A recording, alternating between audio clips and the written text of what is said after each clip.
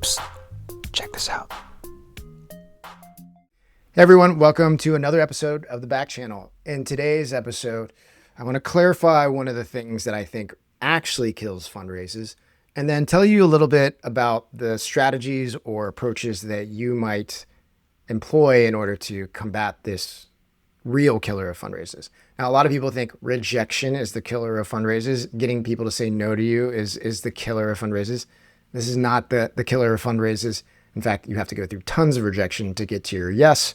So it's really just a part of real fundraising. The real killer of fundraisers is time. Time kills fundraisers. Now, time kills fundraisers in a variety of ways.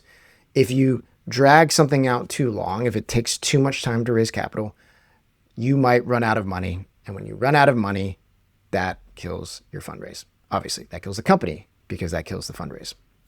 The other thing about time is that when you pull things apart and spend too much time on a fundraise, you dissipate, you unbundle, you sort of release, you create a release valve for the pressure that is necessary for a great fundraise.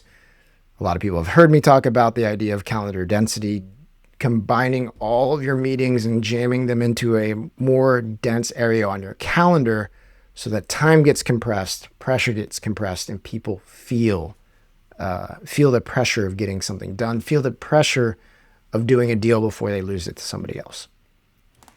A lot of times when time is the killer of your fundraise, what could have helped is if you employed strategies to make sure that you save time, you don't stretch time, and you actually get some stuff done.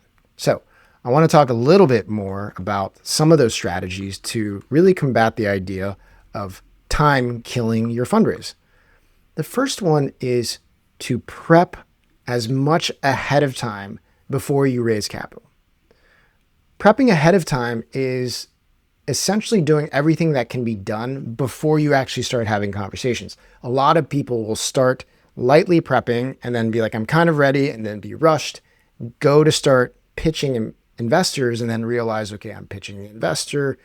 As I'm pitching the investor, I need to really work on my deck because my first bit of feedback, which was the first bit of feedback I ever got, told me I need to go in a different direction. So that wasn't a great pitch. Now I need to update my deck. Now I need to go talk to people before my deck is updated. So you're wasting time, you're wasting cycles, you're pushing off next meetings because materials aren't prepared. Or you pitch your first 10 people, you don't get a term sheet. And so then you're like, now I need to go back to the well, try to find investors that I can pitch, introductions to new investors, try to add more to the top of the funnel to create to keep my process going. Now, those things like iterations on your deck, getting feedback, getting a better version of your story, as well as making sure you have a big top of funnel, you have a good list to go after. Those are things that should be done in advance of actually kicking off your fundraise.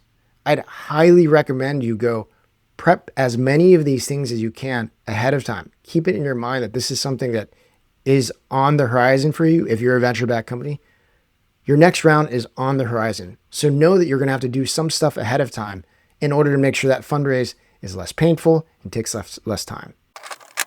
One thing I learned running my last venture-backed startup is your lawyers really matter. Some founders like to glaze over this decision, but don't do that. It's really important. Last time I used Gunderson Detmer, and I definitely do it again. They weren't just transactional, they really felt like they were part of a team.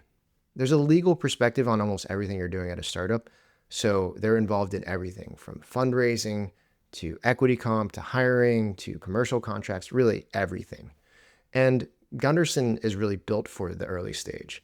They work with more startups and VC firms than anyone else, over 3,500 companies, 500 funds, and they've been ranked the top VC law firm for over a decade.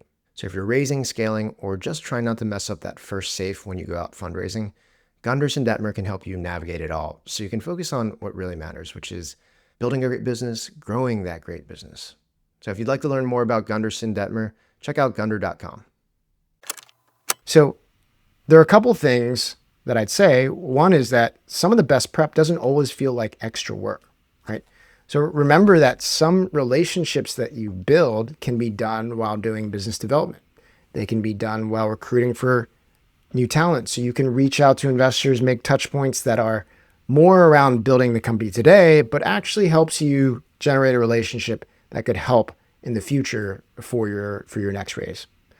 As you're building decks and materials to go sell and building a sales narrative, realize that some of that stuff can be translated over to your deck. So working on a really tight sales narrative can be the starting point for your next deck, your next fundraise pitch. And as you're recruiting people, realize that those connections, as I said before, could also be intros to investors in the future. You can ask those types of people for intros. The next thing I would say is time boxing your prep. So a strategy to help make sure that fundraise prep doesn't feel like it's taking over your life before you raise capital is you can define areas, boxes of time on your calendar that you've set aside just for fundraising. So let's say you just closed a round. You're not going to be raising for another 12, 18, whatever months. But it can be helpful to say, you know what? An afternoon a month, I want to spend a little bit of time working on mapping the venture capital industry, what VCs I want to go after, who are some relationships that I can work on, what are some things that will help me. But instead of being like, I'm prepping a fundraise 18 months out, no, that'll eat into the actual execution of your business. Put it on your calendar, a couple hours, defend that time, take warm-up meetings, take relationship meetings, work on some of the tactical things that you need to do, and only set it to that amount of time for the first, call it 12 months when it's not that important. That'll help you get some stuff done without bleeding into the core of your work, okay? And then lastly, get help. Get help is one of those time-saving shortcuts that I think a lot of people don't realize is an opportunity for them. You can ask for help. You can ask connections and friends and acquaintances and employees to help you with the work that needs to be done to prepare for a fundraise. You can hire people to support you. You can do a lot of different things that help save your time and improve the opportunity and possibility that your fundraise in the future will be successful. Okay?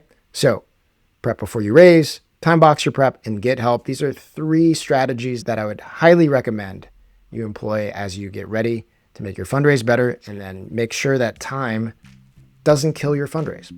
All right. Hopefully this was helpful. I will see you guys on another episode of The Back Channel.